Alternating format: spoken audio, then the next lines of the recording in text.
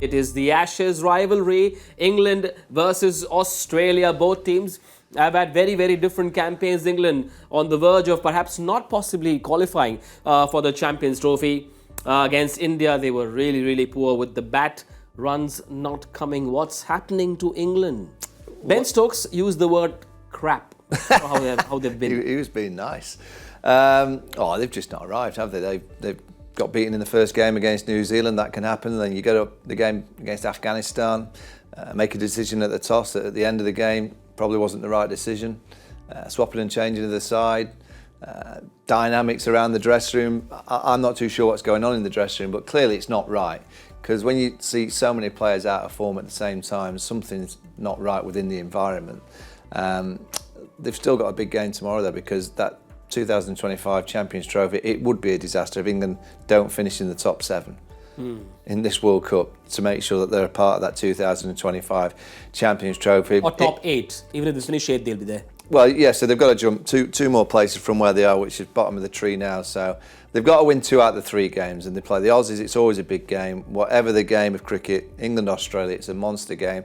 There's been plenty of sets in the Ashes, in books, in interviews. The Aussies have had a go, England have had a go. They still talk about the Johnny Bairstow incident at Lord's. That'll get brought up on the pitch tomorrow. I have no question about that. So it'll be a great spectacle. England have had a little bit of fortune this week. Mitchell Marsh going home, unfortunately. Glenn Maxwell. These golf course injuries seem to be quite popular and kind of trendy. England had one with Johnny Bairstow. So those 2 players for me, I think, give England a great chance of actually doing something tomorrow, because they're 2 players that are in form, doing well in this World Cup, and the Australians will miss them massively. Australia have won 4 on the trot. They're eyeing a semi-final berth as well. But England, if they lose this game, it will be curtains from them from the World Cup. Let me get a new. Well, they can still qualify. I've been on this chair for about a week, and everyone keeps saying I'm looking at the league saying, how? Well, statsmen will tell you whatever, but they will be eliminated if they lose tomorrow. Let me get a neutral perspective on what happens when Australia play England. Doesn't it become more of Australia media versus England media? I think the hype is generated all around the match. I think when they play the match, obviously they're trying to have a go at each other and do whatever they can to win. But must admit, it's one of the greatest rivalries the sport has seen, and that this sport will keep seeing. And there is obviously India-Pakistan, which will always be one of the big ones as well. But Australia-England has so much history and tradition, and we all know a lot of what cricket is today is because of that rivalry, and it continues in World Cups as well. It's always is it bigger than India versus Pakistan? No, I feel. I didn't ask you. No, that's the answer. Well, go viral. Say yes. India-Pakistan is bigger, no doubt about it. But yes, it's quite the game. I mean, I was lucky enough to be part of the Ashes, and what an Ashes it was. So you can see that, both teams don't shy away from giving a blow to each other at every given point. And right now, Australia is flying. England, on the other hand, are really struggling. But here's an opportunity for them to salvage. I'll tell you this, Michael. There have been World Cups at times where the fans maybe don't, they don't like it, but they don't mind losing the semis or something, but they want India to beat Pakistan. Is that something like that in England? It's okay, we had a bad World Cup, but at least beat Australia. I think if you ask me now, which team would, on the back of a really poor World Cup, which team would you want England to play tomorrow to try and get a performance? It's Australia. Because those players will go to bed tonight and they know. They know that you have to produce it against Australia. If England turn up tomorrow and they look like the team that capitulated against India, struggled against Afghanistan hugely, and have played such poor cricket and not really competed. If they do that tomorrow against Australia, the knives will be out. They really will be out. If they compete tomorrow and they beat the Aussies, I'm not saying it's all rosy once again. They've not had a great World Cup, but if they can win tomorrow, I think they'll beat the Netherlands, and I think they'll really compete against Pakistan in the last game. They win the last 3 games to qualify for the 25 Champions Trophy. At least you've grabbed something back. But there's got to be competition, there's got to be competing, and that's what the England fans will be looking for tomorrow. It's Australia, because if England beat Australia tomorrow, it puts Australia in a position of, wait a minute, we might not qualify for the semi-finals. If you can do that, I'm not saying they've done the job in this World Cup, but they've done a half-decent job of making sure that Australia aren't smiling all the time. So it's a big, big game, always, even in a situation that England find themselves now. Yes, they need to come out firing. Changes for them. The batters didn't do the job against India. They lost that game by 100 runs. Is there a way to bring Harry Brook in? I think there's a simple way. I mean, Ben Stokes has announced today that he needs an operation on his knee. He said he's going to have it at the end of the World Cup. I'm amazed that he's not going home now to have it. You know, we've got 3 games left in the World Cup. The games that he's played, he's looked in no form whatsoever. You know, he's not playing great cricket. He's not bowling, understandably, because his knee's not right for him to bowl. I'd have just made a sensible decision. Go and get your knee sorted. Give yourself an extra couple of weeks. Make sure that you're fit for the Test series against India at the end of January. He said himself today that he hopes to be fit for the I'd take the hope out of the equation. Get home, get it sorted, let Harry Brook come into this side. I said the other day that England need to reset. And they need to reset by bringing players like Gus Atkinson in, maybe Cars. Moeen Ali's really struggled in India.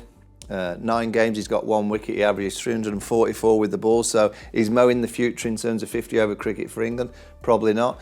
Those that are in the group now, that England really believe are going to be a part of the group going forward, they have to play in the last 3 games because it's a reset moment. It happened in 2015, yes, after the World Cup, where Owen Morgan and his team got a group of players together and they stuck with them for 4 years. England have got to try and make that decision, whether they do or they're not. If you said to me now what team's going to play tomorrow, I have no idea.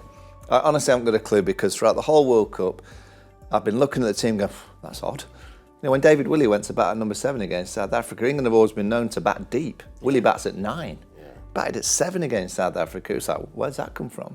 So I have no idea which team will be picked tomorrow, but I just hope that they realise this is the moment to reset. Don't leave it till after the World Cup. You don't need to. Similar problems for Australia as well, at least when it comes to selection. Glenn Maxwell likes to play golf and gets injured in the middle of a World Cup. Mitchell Marsh has gone home to Perth for personal reasons. Cam Green and Stoinis in? Because the other options are Carey and Sean Abbott. Yeah, I think those are the 2 options that you just spoke about. It will be Cameron Green and Marcus Stoinis in.